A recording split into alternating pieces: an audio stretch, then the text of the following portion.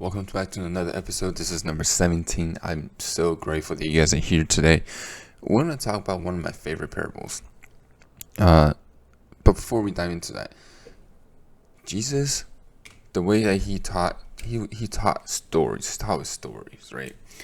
So a lot of the stories that we hear from Jesus in the different gospels has a deeper lesson to it. It's not just, whatever the story is. Now, obviously, parables and parables, there's many of them. There's many lessons to be learned from these parables. But one of my favorite parables is the parable of the Minas.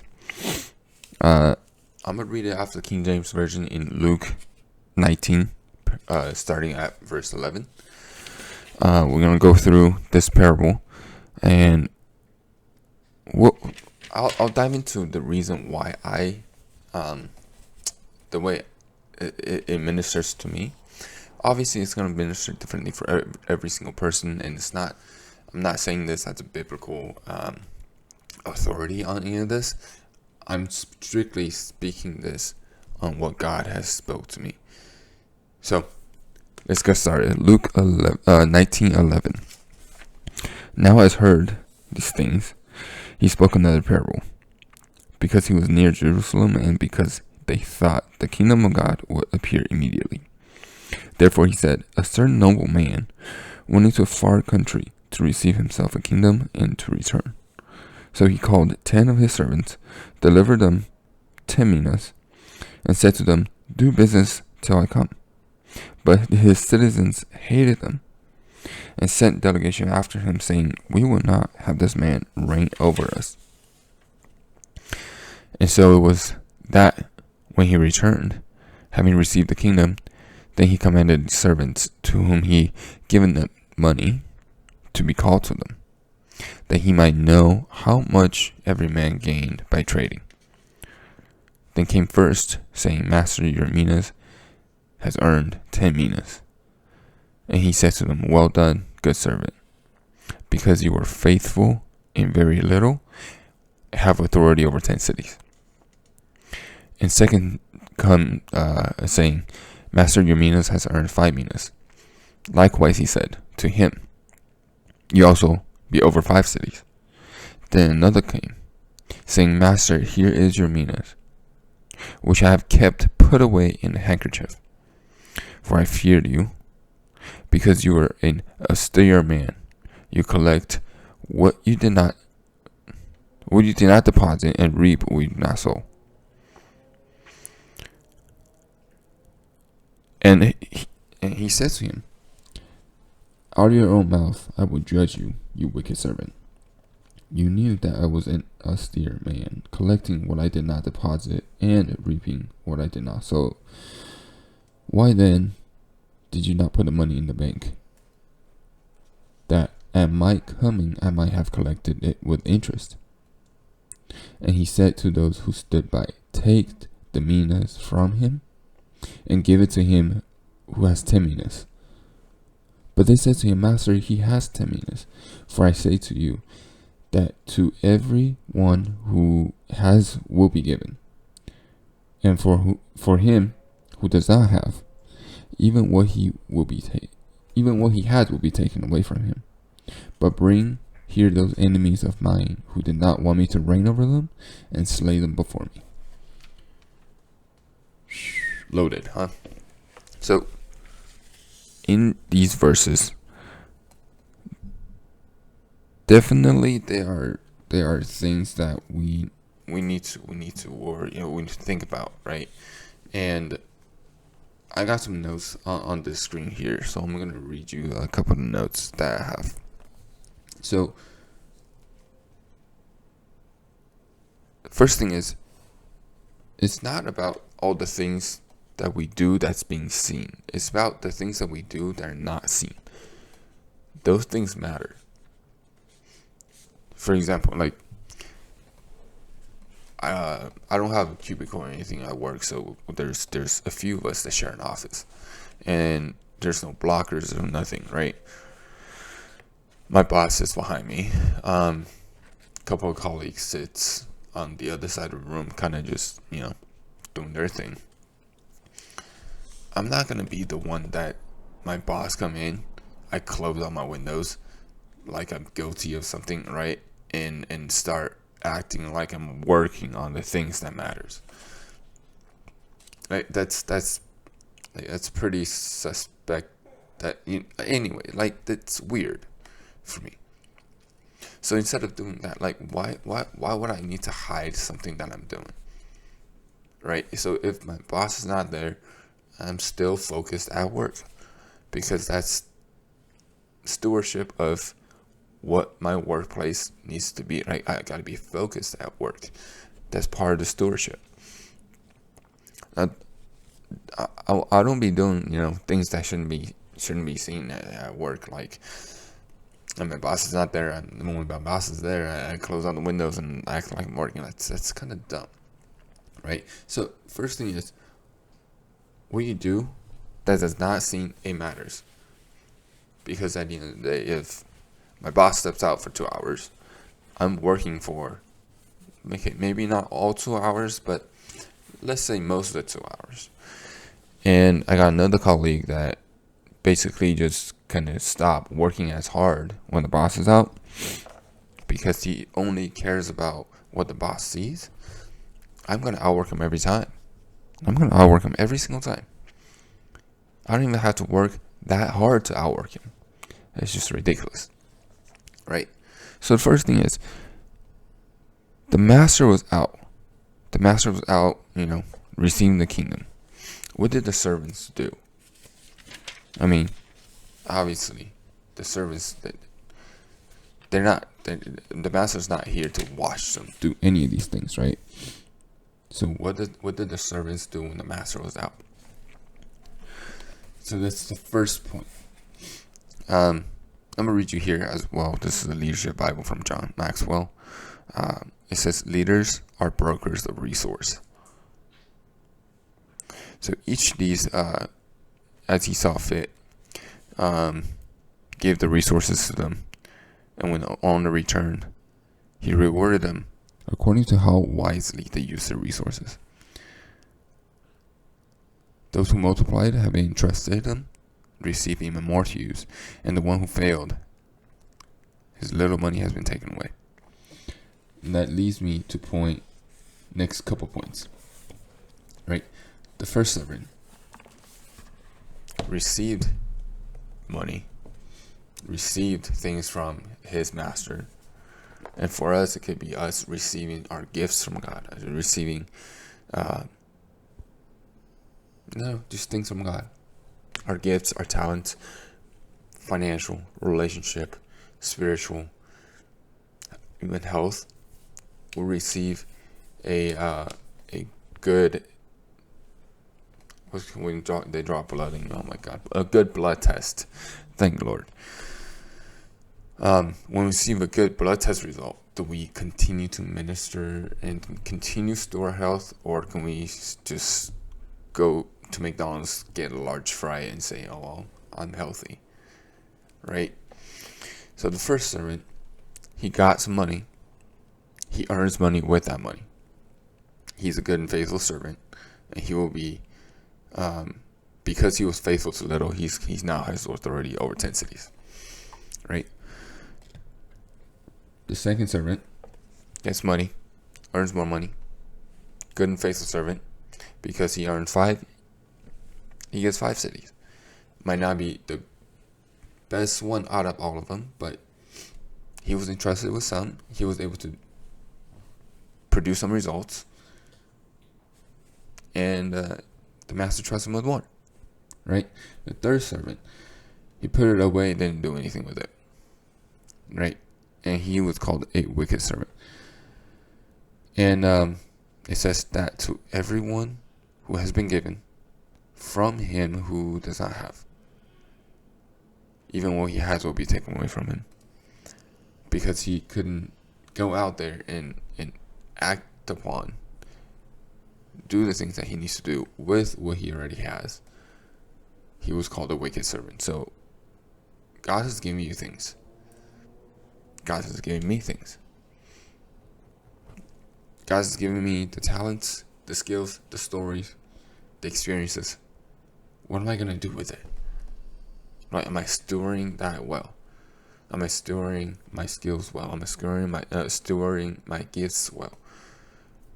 We talk about a lot about stewardship during World Shakers. Are we stewarding our money? Are we stewarding our health, our relationships? Or are we stewarding the one relationship that matters the most, which is the vertical relationship with God? Are we stewarding that well? And the third servant, next point, the third servant acted from fear. Because it literally says, "For I feared you," right? Let's see. In verse 21, it literally says, "For I feared you." So what would happen when you act out of fear? Right? So let me tell you a story about the last couple points. This is not the first time I started a podcast. There was another podcast I started called Ed the Talk. And I enjoyed that podcast. I enjoyed producing it. I enjoyed just going out there and it's raw, live, authentic. Kind of sort of like this episode where there's no edit, right? There's zero edit. All the things I messed up, I don't take anything out. I enjoyed it. I was doing it every day. I was producing it. I was just out there putting content, right? But at the same time, I was starting a business in a limo service space. So I'm out there driving all the time. And being out there driving all the time, sometimes I'm far away from home. I kind of sort of start feeling this seed of fear coming out, because instead of me recording at home, I kind of start recording out in the public. You know how stupid it looks when someone just has a camera in their car and like talking to the camera and other people all seeing you doing things? Oh, by the way, I was in Beverly Hills, Hollywood, and like all these quote unquote rich people area that they made it and they kind of judge you for doing things like that. I don't understand why, but or it might be just me that I feel like they do. I don't know, right? So I'm out there driving and I forget where I was exactly, but there was one time I got a really weird look, and then that kind of sort of just kicked me down the road of continue to be in fear. Right, I was doing a video. I was getting some things done in my car. I couldn't get home really for a little bit. So yeah, I was just sitting there doing things in my car, recording videos, trying to put out some content. And I only have a phone in the car, so it's kind of difficult, right, to like make sure everything all works out well, but made it work. But someone like looked at me, just stared at me for a little bit, gave me a really confused, disgusted look, and walked away. Can you imagine me, because of that look, I stopped doing that podcast after that.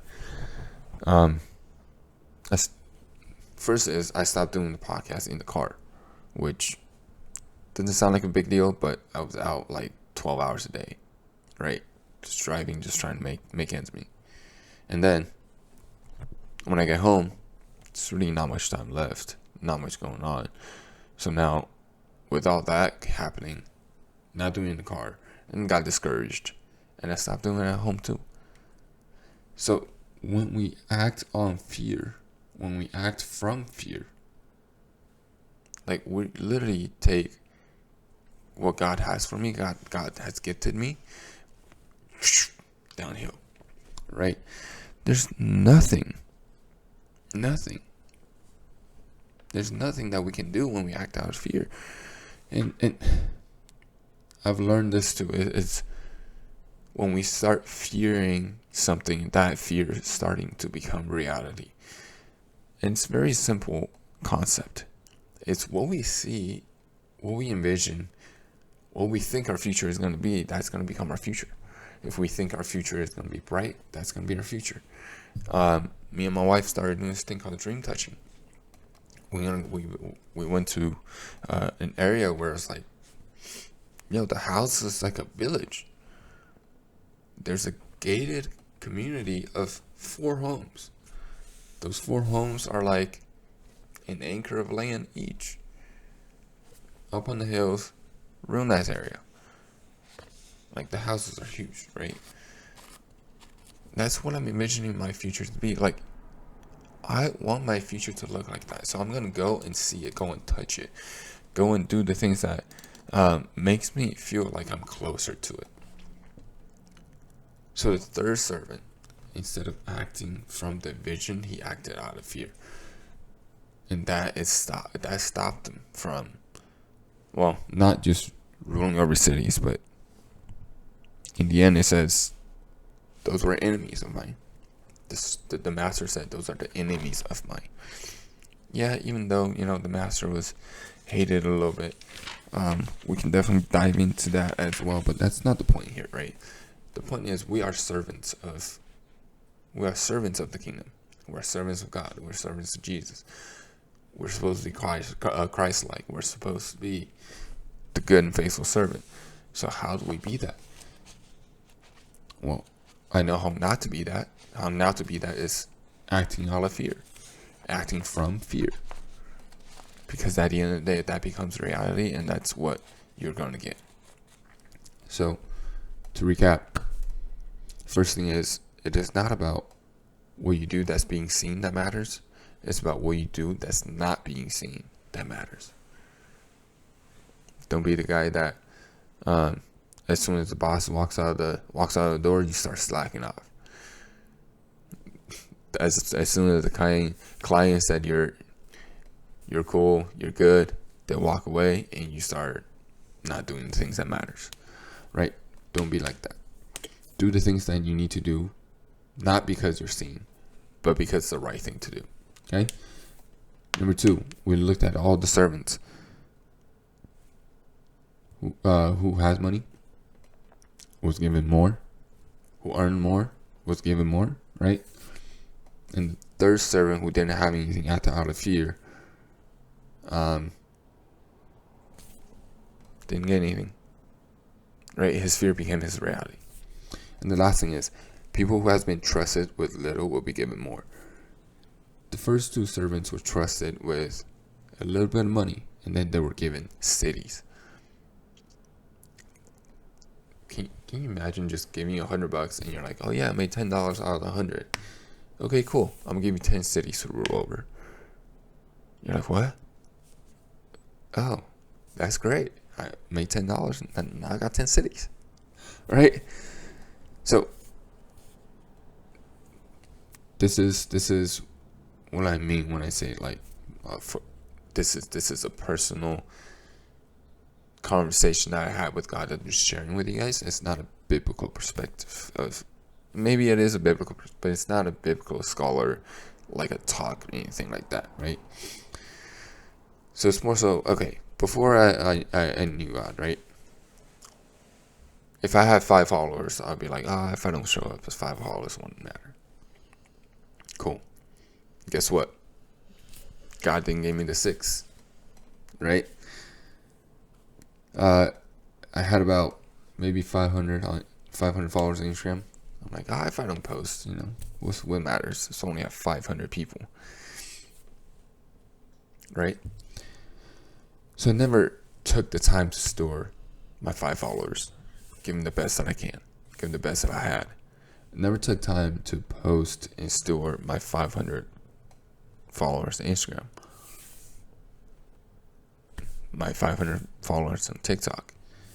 Never took time to really steward to them or store the things that God has given me. So, after reading this parable, after coming to God, this is one of the parables that really hit me. It's like, okay, cool. I have 10 subscribers on my podcast. How can I be a good steward to the 10 that God has given me? On social media, I got 700 followers. How can I be a good steward of those 700 that God has given me? Cool, I'm a job.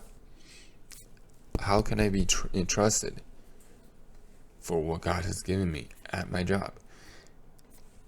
Do a good job at it. Do the things that matters. Really produce, help the companies grow. right? Whatever it is. And in business, how can I be entrusted with my first 10 customers? Now, I had a lot of customers when I was in the limo service business, right?